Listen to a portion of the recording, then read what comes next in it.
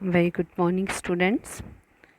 आज की हमारी क्लास जो है वो रिवीजन के लिए हम कर रहे हैं। ठीक है, तो सबसे पहले मैं आपको सारे के सारे क्वेश्चन आंसर्स जो हैं एक बार मैं एक्सप्लेन करूँगी।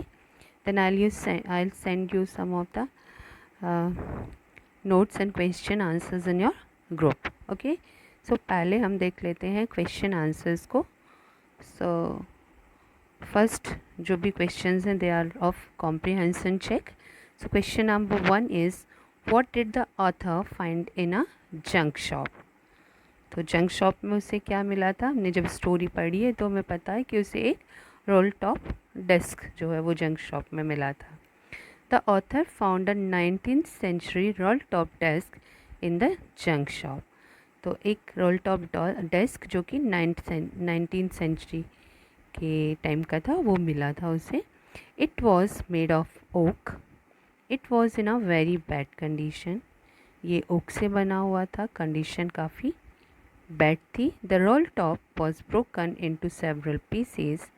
One of the leg was clumsily mended and there was scotch marks down one side.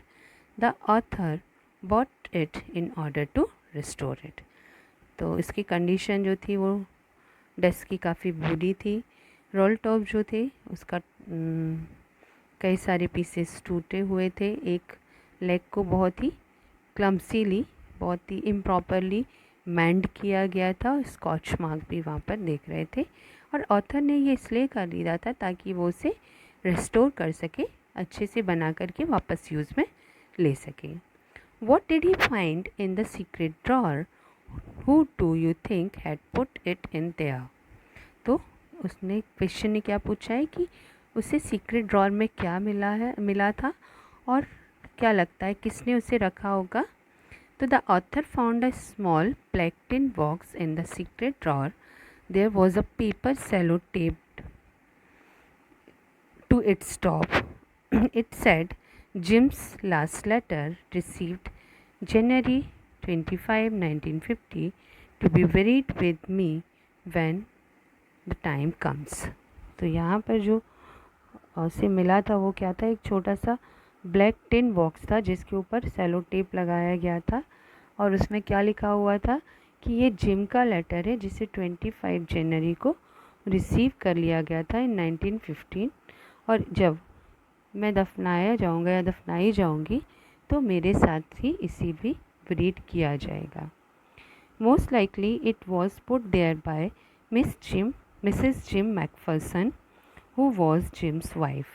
Okay, तो जहाँ तक सबका मानना है वो ये है कि ये लेटर मिसेस जिम मैकफर्सन ने रखा होगा वहाँ पर, जो कि जिम की वाइफ थी।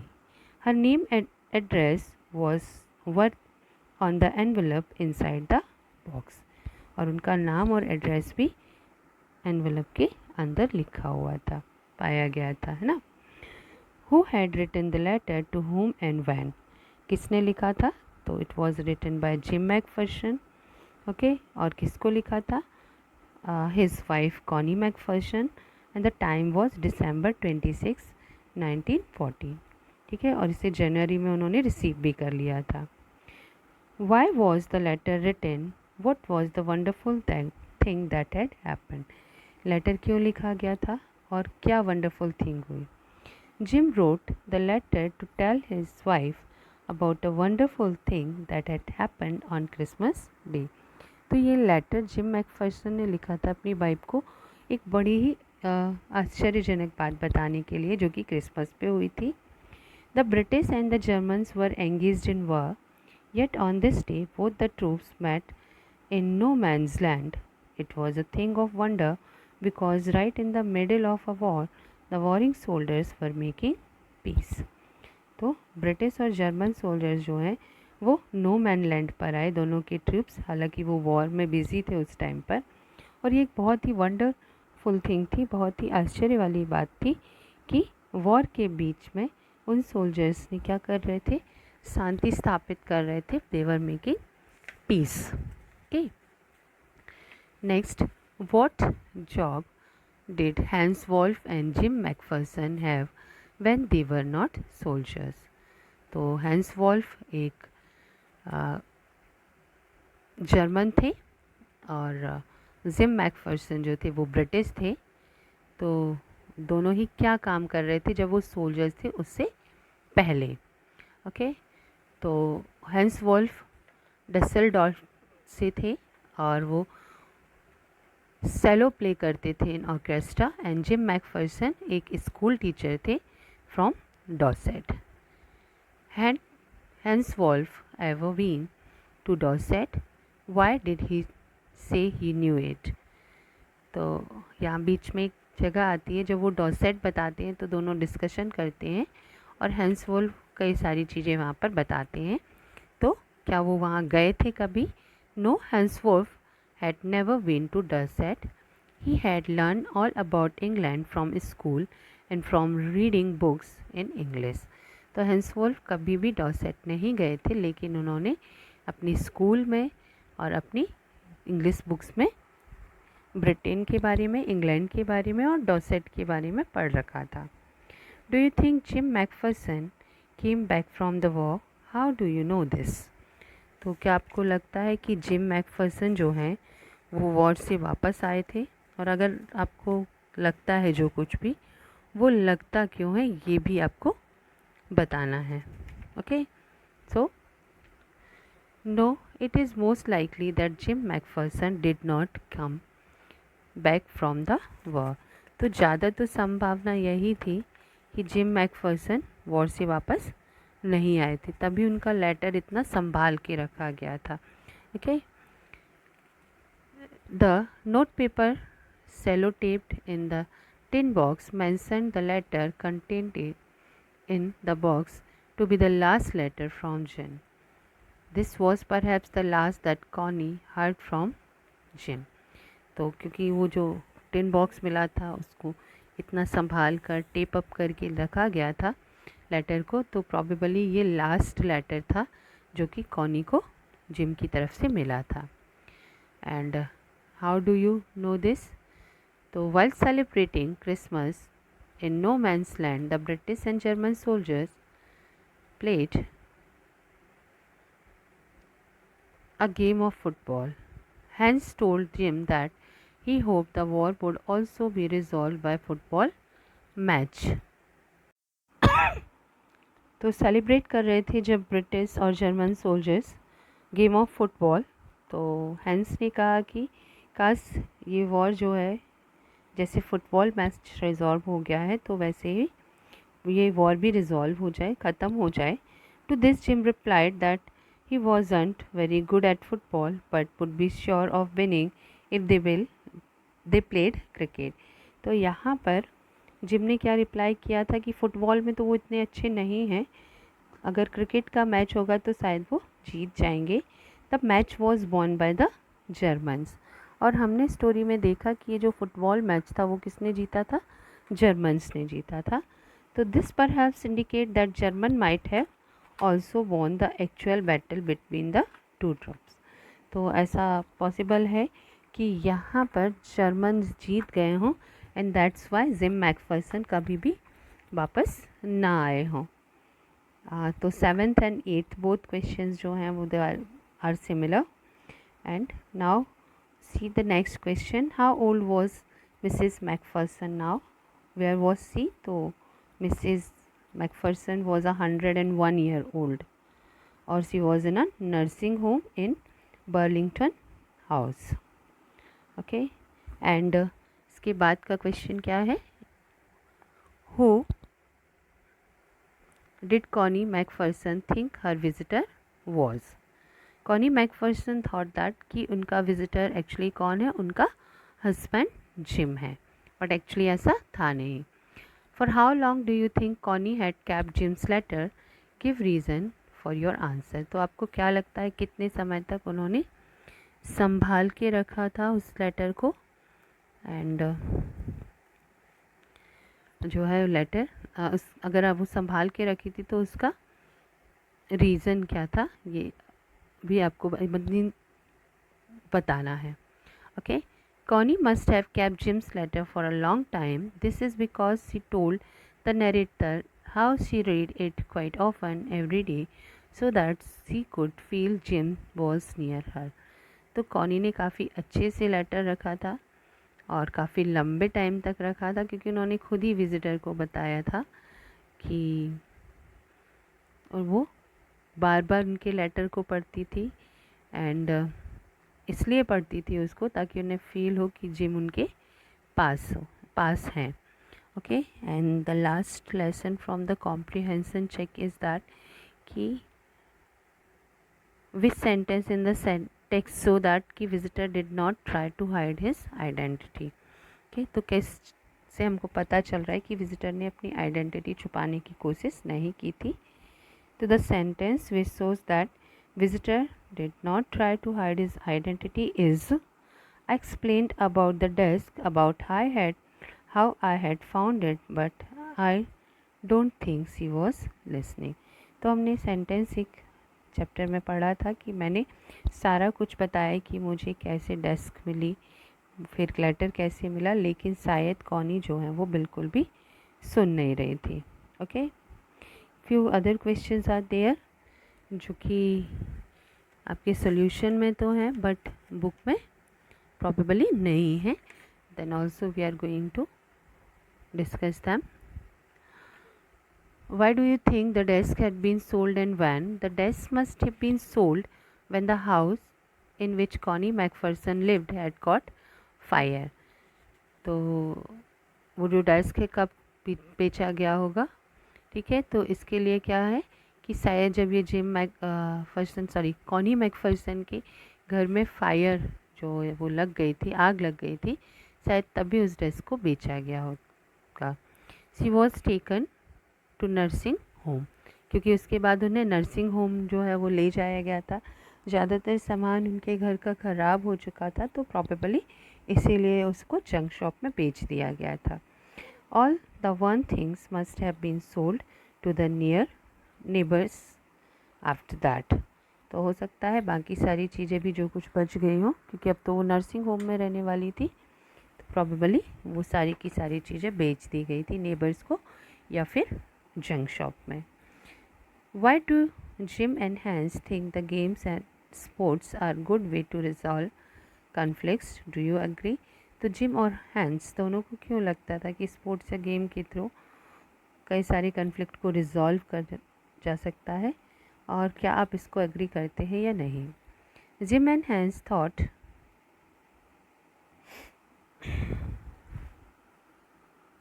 The games and sports are good way of resolving conflict because nobody dies in matches.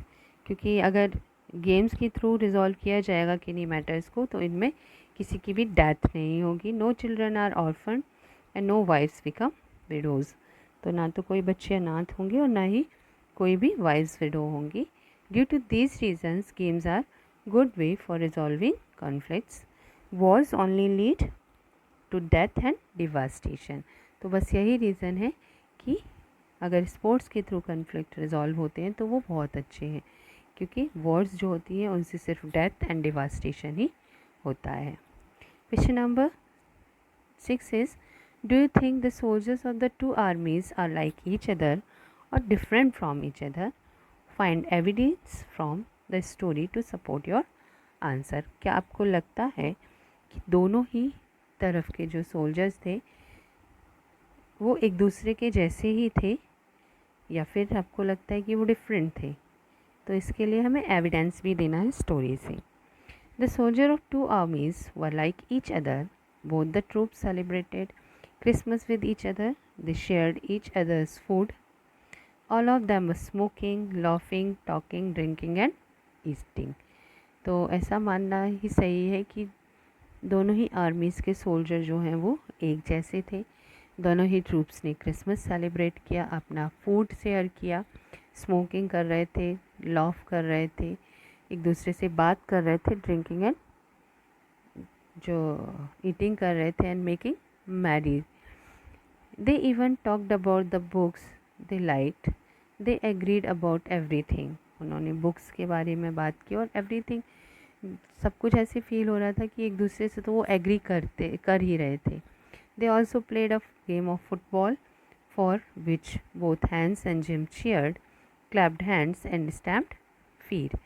और उन्होंने जो फुटबॉल मैच खेला था उसके लिए हैंस जो कि जर्मन थे और जिम जो कि ब्रिटिश थे, दोनों ने ही क्लैप किया, चीयर किया और स्टैम्प किया अपने फीट को. They also exchange carols at night. इसके बाद जो क्रिसमस कैरोल्स नाइट में होते हैं वो भी उन्होंने दोनों ने ही गाए. Moreover they had the same view that was only brought death and destruction, and they hoped that each would be alive to see his family. इसके साथ साथ उन दोनों का ही ये व्यू था कि वॉर जो होता है उसका रिज़ल्ट सिर्फ डेथ और डिस्ट्रक्शन ही होता है, और वो होप कर रहे थे कि काश जो भी सोल्जर्स हैं वो अपनी फैमिली से मिल सकें और ज़िंदा भी रह सकें. All these instances so that the soldiers of the two armies were similar to each other.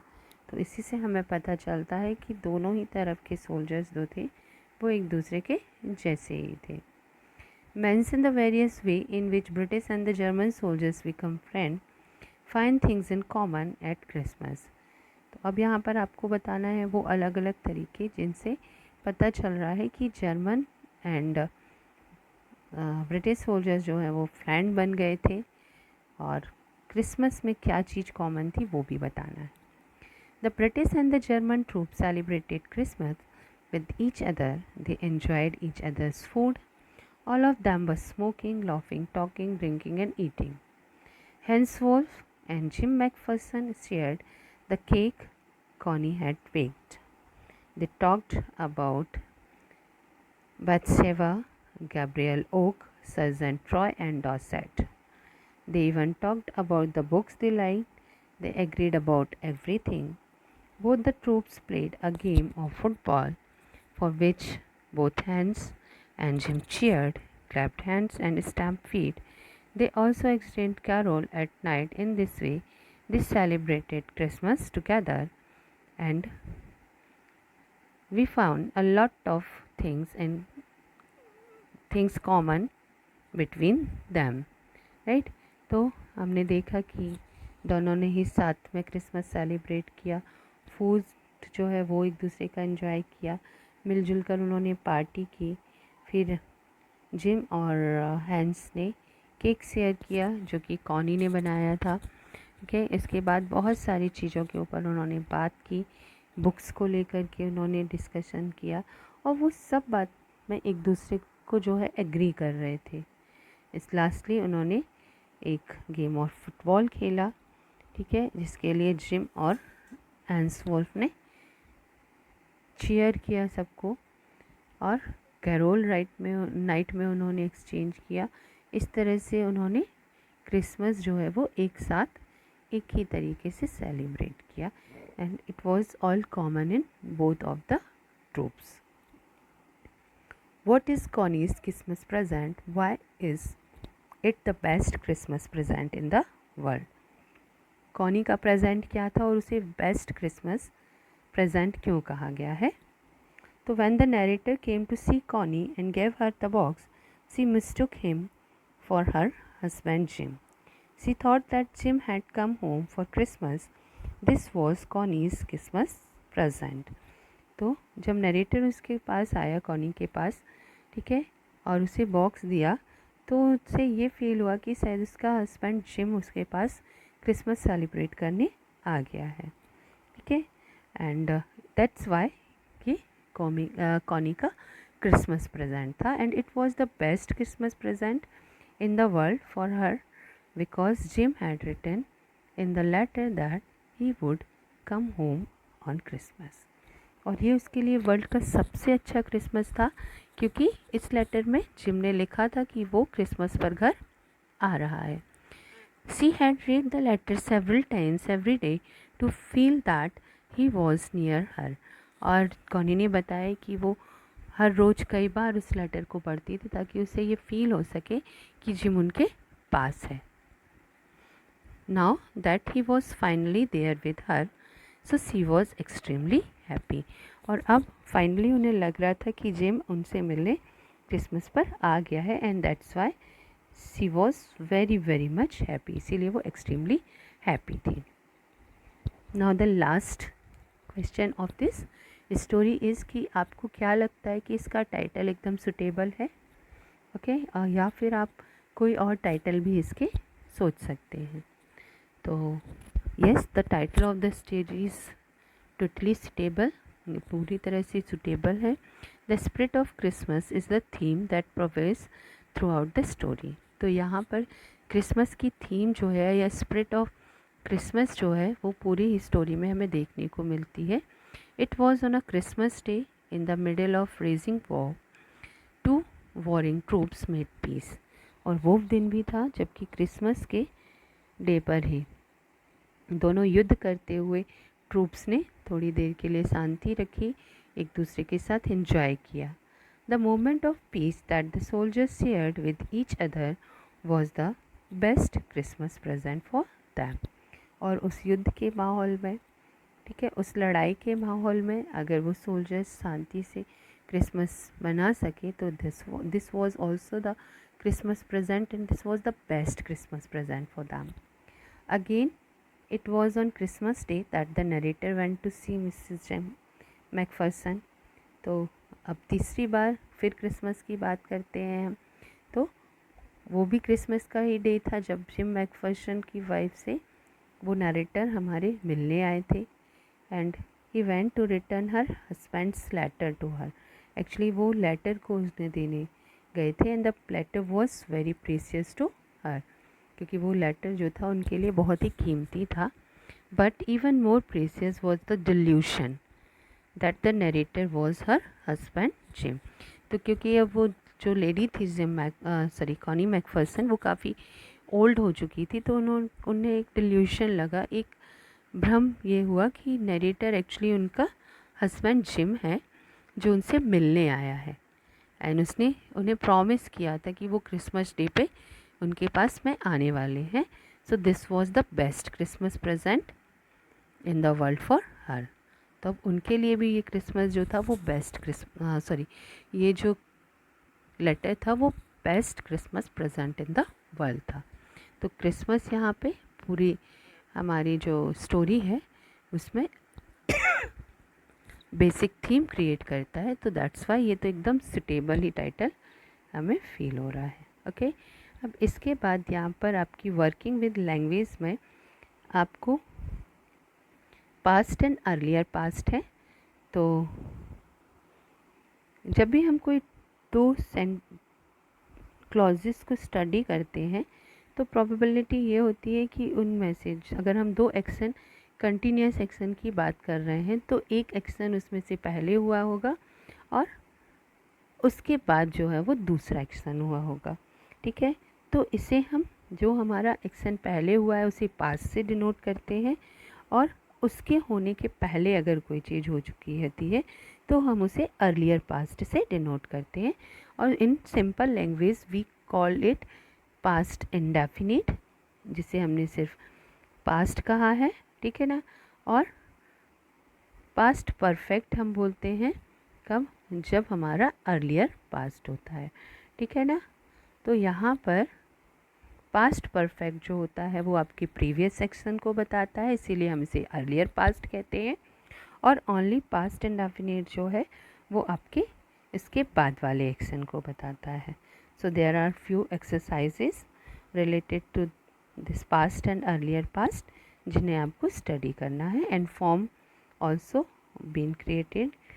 तो यहाँ पर आपको इन्हें स्टडी करना है, देन हम ग्रामर के सेशन में इसे डिटेल में डिस्कस करेंगे। ओके अभी जो हमारा नेक्स्ट चैप्टर है that is the tsunami chapter second. Okay so इसके एक्सरसाइजेज हमने ऑलरेडी कर रखे हैं और हमने इनको डिस्कस भी किया था, but let's see them again. तो हियर इज़ क्वेश्चन नंबर 1 जहाँ पर आपको ट्रू एंड फॉल्स बताना है कि जो आपके सेंटेंसेस दिए गए हैं वो ट्रू है या फॉल्स। तो first one is इग्नाशियस lost his wife, 2 children, his father-in-law and brother-in-law in tsunami. तो it's true है ना। Sanjeev made it to safety after the tsunami. तो it's wrong क्योंकि वो किसी और को बचाने गए थे और साथ में वो भी वॉश आउट हो गए थे। मेघना was saved by a relief helicopter. This is false, क्योंकि मेघना ने रिलीफ हेलीकॉप्टर्स को देखा तो था, लेकिन वो एक शोर की थ्रू एक वेव के थ्रू जो है वो शोर तक आई थी, कोई हेलीकॉप्टर से लेकर के नहीं आया था। Okay, Almas father realized that a tsunami was going to hit the island। Almas के फादर को सी को देख कर के ऐसा फील हो गया था कि सुनामी आने वाला है, तो it is true. Her mother and aunt were washed away with the tree that they were holding on. तो अल्मास की मदर और उसकी आंट जिस ट्री को उन्होंने पकड़ा हुआ था उसी के साथ बह गए थे, तो it is also true. Now answer the following in a phrase or sentence। Why did Tilly's family come to Thailand? तो वो क्रिसमस सेलिब्रेट करने थाईलैंड में आई थी। Answer the following in phrase or sentence। What were the warning sign that both Tilly and her mother saw? दोनों को कैसे लगा था? तो इन्होंने देखा था कि सी राइज हो रहा है एंड स्वेलिंग अप कर रहा है। Do you think Tilly's mother was alarmed by them? क्या उसको देख कर के टिली की मदर अलार्म हुई थी? Tilly's mother could not understand what was happening. Actually जब उन्होंने राइजिंग सी को देखा तो उन्हें समझ में नहीं आ पाया था, and only realize that it was serious when Tilly got frighten and mention that what a tsunami was. तो उन्हें लेटर ऑन ये समझ में आया जब टिली को उन्होंने देखा कि बहुत डरी हुई है, और उसने बताया कि सुनामी है। Okay, and the next one is where had Tilly seen the sea behaving in the same strange fashion. तो उसने कहाँ देखा था? तो Tilly had seen the sea behaving in the same strange fashion in a video of tsunami, जो कि उसे geography class में दिखाया गया था, which had hit the Hawaiian island इन 1946। तो ऐसा ही उसने देखा था अपनी क्लास के वीडियो में, जो कि वीडियो था हवाईयन आइलैंड में आई हुई सुनामी के बारे में, जो 1946 में आया था। Where did Smith family and the other on the beach go to escape from tsunami. तो जैसे ही उसने चिल्लाना शुरू किया था तो फैमिली वहाँ से चली गई थी, है ना, उनकी और कई और भी टूरिस्ट जो थे वो गए थे। तो कहाँ गए हो? The Smith family and the other on the beach took refuse on the third floor of a hotel. तो वो जा कर के किसी होटल के थर्ड फ्लोर पर रुके हुए थे।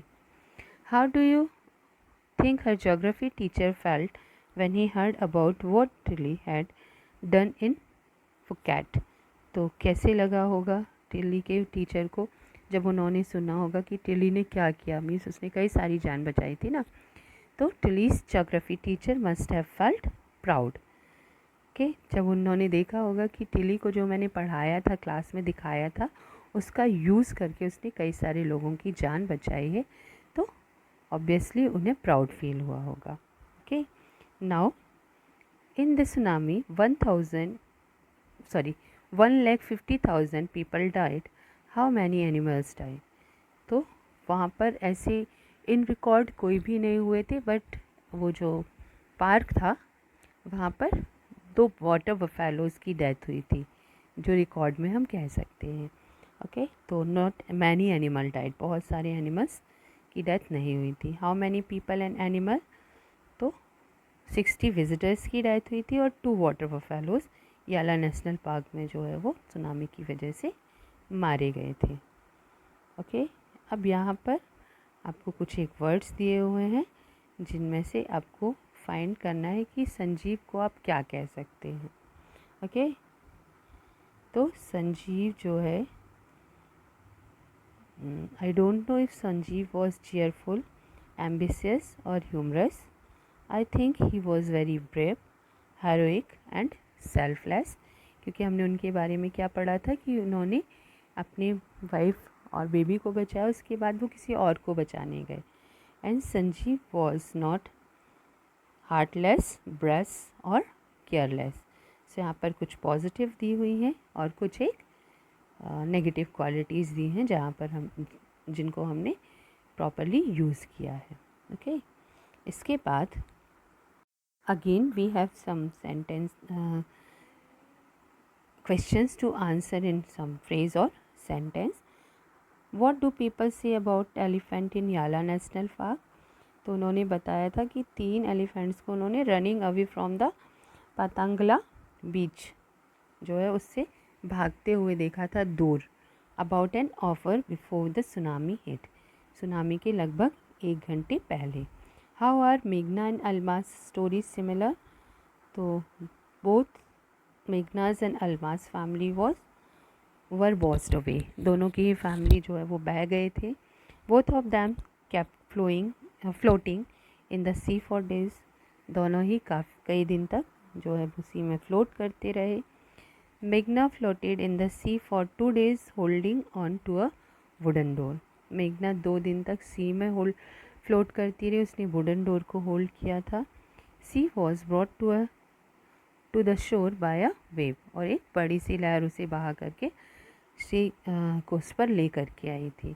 Similarly Almas climbed on a log of would and fainted. तो अल्मास जो है उसने भी एक लॉग ऑफ वुड पकड़ा हुआ था और वो फेंट हो गई थी.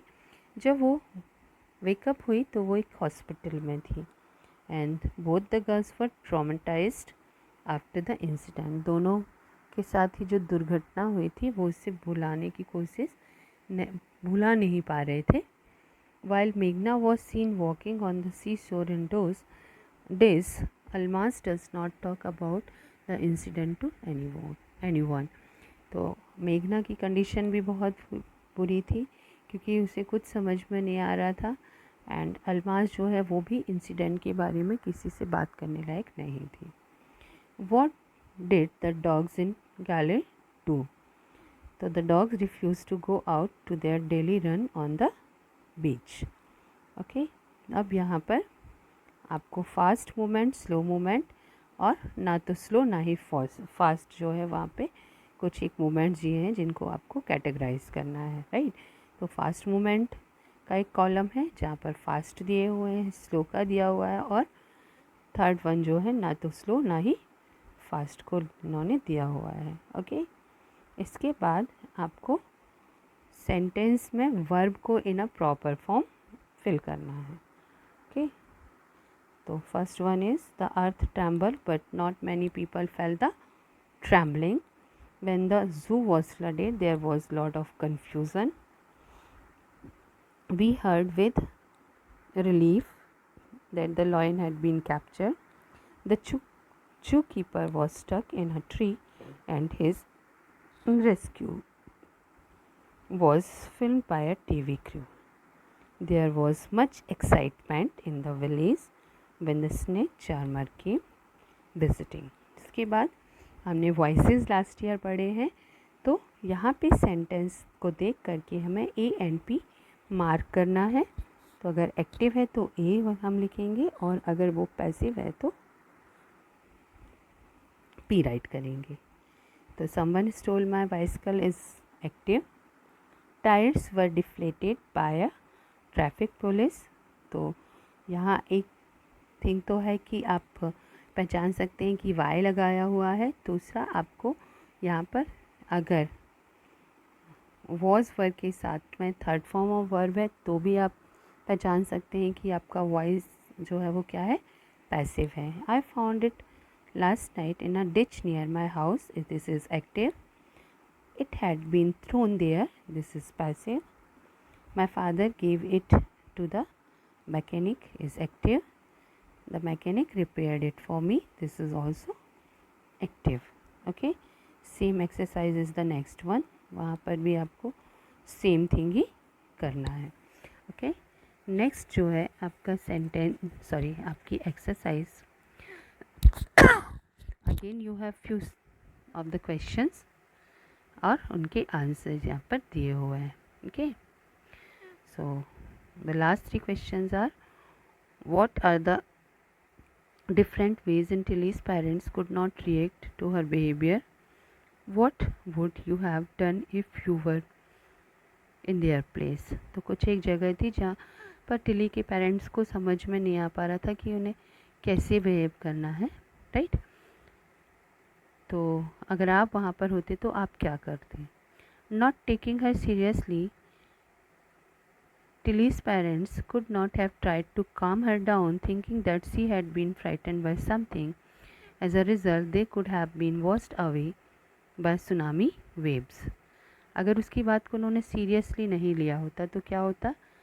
ऐसा हो सकता था कि वो भी उन वेव्स के साथ में बह जाते. If I were in their place, I too would have listened to her and realized that some thing must have been dangerous there, है ना. तो अगर शायद हम उनकी प्लेस पर होते तो भी हम ये समझने की कोशिश करते, उसको सुनते और I think we realize that कि शायद कुछ तो भी गड़बड़ होने वाली है, कुछ खतरनाक है. Consequently I too would have rushed away from the beach, और हम भी वहाँ से हट गए होते. If Tilly's award to be shared, who do you think she should share it with her parents और हर जोग्राफी टीचर?